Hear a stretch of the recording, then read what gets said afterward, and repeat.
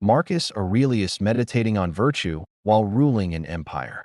But here's what they don't put in the history books you read in high school. What actually happened when Rome won? Not the battles, not the tactics. I'm talking about the aftermath. The part where the cameras, if they'd had cameras, would have been turned off. Let me paint you a picture. It's 272 CE outside Antioch. Queen Zenobia's army just got crushed by Roman legions. Her generals, they're expecting death. Clean, quick, soldiers' death. That's not what they got. What they got was something Rome had perfected over centuries. Breaking people without killing them.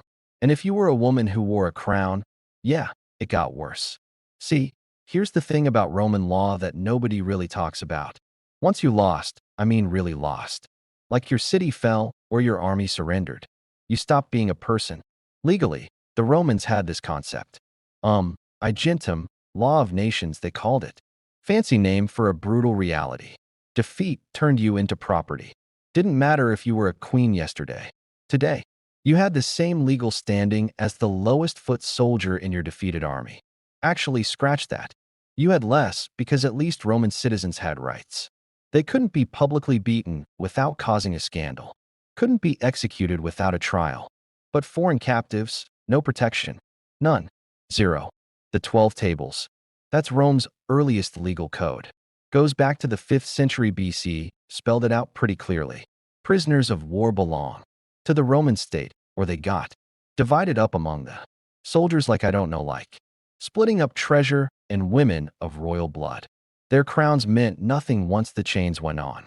Tacitus wrote about this. You know Tacitus, right? Roman historian didn't pull punches. He documented what happened to defeated British royalty and noted his words here essentially that Roman officials showed zero hesitation in degrading people who'd once commanded armies. And look, if you're finding this stuff as unsettling as I did when I first dug into it, if you want more stories from history that nobody talks about in textbooks, hit that subscribe button because we're just getting started here. And trust me, it goes much deeper than you think. Now, here's where it gets even darker. Female captives, they faced additional vulnerabilities. Roman military culture, forged through centuries of conquest, viewed captured women as spoils of war. Sure, maybe some elite prisoners got housed in relative comfort while Rome figured out if they were worth ransoming. But most, immediate degradation. That line between prisoner of war and slave existed only on paper. But Rome wasn't just about breaking people physically. They perfected something more insidious. The triumph. The big public parade. Picture this. You're a Roman general who just conquered a kingdom. You petition the Senate for permission to celebrate a triumph. They say yes. Now comes the show. And oh boy, what a show. The route stretched nearly 4 kilometers through Rome streets from the Field of Mars through the Forum, all the way up to the Capitol Line Hill. Thousands of people lining the streets and the procession. This wasn't just a parade. It was the ultimate power move. It was Rome showing the world that no matter how big your crown was, they could turn you into a toy for their amusement. First came the musicians and entertainers. Then carts. Carts with paintings and models of the conquered cities showing Romans' lands they'd never see. Wild animals from exotic territories led in chains. Romans loved that stuff, gave them a glimpse of this unknown world there. Legions had subdued. Then came the main event. The prisoners captured rulers marched at the front. And here's the twisted part. They'd often leave them in their royal garments, full regalia, crown and all. Why? Because the contrast hit harder. Look at this mighty queen who commanded. Armies now shuffling in shackles. Before crowds that are jeering and celebrating her. Humiliation. The message was clear. No kingdom too distant. No throne too high. Rome could reach you. This wasn't just celebration. This was psychological warfare broadcast across the ancient world. Allies watched, enemies watched. And they all got the same message written in human suffering. For royal women, the triumph meant walking a gauntlet while thousands of eyes stripped away every shred of dignity. The whole thing took an entire day, slow march. So every spectator along the route could observe every detail. And the worst part, these captive queens didn't know if they'd survive the day. Some would, others wouldn't see sunset. Their uncertainty, that was part of the torture. Let me tell you about Zenobia, Queen of Palmyra. This woman carved out an empire stretching from Egypt to Anatolia. She challenged Roman authority across the east. She was formidable. Emperor Aurelian finally crushed her forces in 272, captured her as she fled toward Persia. And 2 years later, in 274, Aurelian got his triumph. The Historia Augusta, that's a collection of imperial biographies written in the 4th century, describes what happened in detail, probably based on eyewitness accounts. And the picture it paints, Zenobia was adorned with jewels that caught the sunlight. They turned her into this glittering monument to Rome's power over the wealthiest kingdoms of the East. But the chains drew the most attention. These weren't simple iron shackles. Zenobia walked bound in heavy golden chains so massive that gods had to march beside her to help carry the weight. Gold. They used gold specifically. The very wealth she'd commanded now turned into the instrument of her bondage. Her entire person had become a walking display of conquered riches. Sources say she maintained remarkable composure. Despite the weight, despite the hours of slow marching through hostile crowds, she carried herself with dignity. Maybe that's what saved her life. Or Aurelian, impressed by her bearing. Or maybe just calculating that she served his purposes better alive, spared her the execution that awaited most captive rulers. He granted her a villa near Rome instead. Some accounts claim she married a Roman senator, became part of aristocratic society. Her daughters married into noble families. Was this mercy or a more subtle form of humiliation? Historians still debate that. So spent her final decades as a living reminder, a monument to Roman power. Her presence in Italian society a constant demonstration that even the mightiest queens could be reduced to Roman dependence. Now let me take you back a bit. 60 CE Britain, King Prudigus of the Two dies. He left a will, clever will he thought, bequeathed half his territory to Emperor Nero, half to his two daughters. Hoped this compromise would preserve independence while satisfying Roman demands. Strategy failed catastrophically.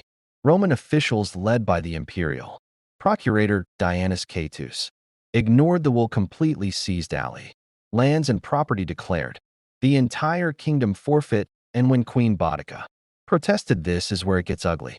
Tacitus recorded what followed. His father-in-law served in Britain during this period, so he had direct sources. And Tacitus, even though ancient historians usually danced around certain subjects, recorded this with unusual directness. Boudica was publicly beaten. The Romans struck her with the whip. They didn't just want to hurt her.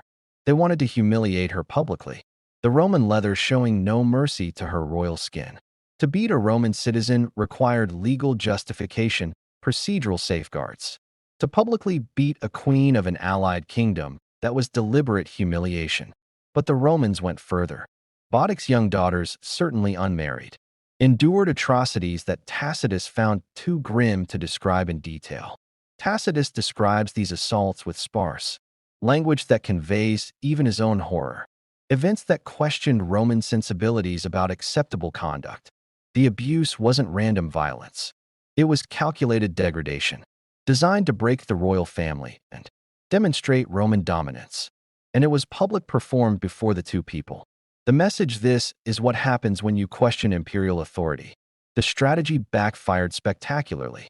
Rather than crushing resistance, the abuse ignited a rebellion that nearly drove Rome from Britain. Boudica raised an army that destroyed 3 Roman cities, including Londinium, devastating tens of thousands. Tacitus preserves a speech he attributes to her. She declares she's not fighting as a queen seeking to preserve her kingdom. She's fighting as a woman avenging her abused body and the brutal crimes committed against her daughters. The rebellion ended in defeat at an unknown battlefield. Tacitus claims that when the battle was lost, Boudica refused to be a Roman trophy. She took her own exit using a hidden poison, choosing to die on her own terms rather than live in chains. Her daughters, their fate goes unrecorded. They vanish from historical accounts after the initial violation, their stories lost to silence. Here's something else about those triumphs. As the procession wound toward the Capitoline Hill, captive rulers knew their journey might end at the Mamertine prison, the Talion in Latin. ancient structure built into the northeastern slope of the Capitol line, Rome's final stop for notable enemies. While the triumph continued to the Temple of Jupiter, condemned prisoners were led aside. The Tullium had two levels. Upper chamber was a holding cell, but the lower, dungeon accessible only through a hole in the ceiling that became the execution chamber. In darkness and filth, Rome's enemies met their end deprivation. The process remained deliberately hidden while crowds celebrated above. Burenjet Gic chieftain who unified the tribes of Gaul against Julius Caesar. After his defeat at Alesia in 52 BCE, Caesar held him in prison for 6 years, then paraded him through Rome in the triumph of 46 BCE. The once vigorous leader had deteriorated during captivity until he appeared broken before Roman crowds after the procession, led to the Talion and executed. Jugurtha, king of Numidia, met a similar end following Mars's triumph in 104 BCE. When he was lowered into the lower chamber, he went mad with terror. They lowered him into a hole in the ground and locked away the food and water. He was left in the dungeon for 6 days with no drop of water and nothing to eat. There was only silence while Rome celebrated above. Plutarch recorded his final words, asking in delirium how cold this Roman bath is. Not every captive faced immediate execution. The decision rested with the triumphant general and later with the emperor himself. Some prisoners proved more valuable alive, permanent symbols of Roman victory. But for those marked for death, the triumph offered only temporary reprieve. You want to know what this really tells us? It reveals how power operated in the ancient world. Legal systems that protected citizens evaporated at the boundary of conquest. Dignity afforded to nobility dissolved in defeat. The public beating of Boudica, the golden chains on Zenobia, the executions following triumphs. These weren't aberrations. They were calculated policies designed to break resistance and display power. The systematic humiliation of defeated royalty that shaped the fears that kept Rome's enemies compliant for centuries. The stone walls of the Mamertine prison still stand in Rome today. You can visit them. And when you do, remember that the triumphs celebrated in ancient texts, the glory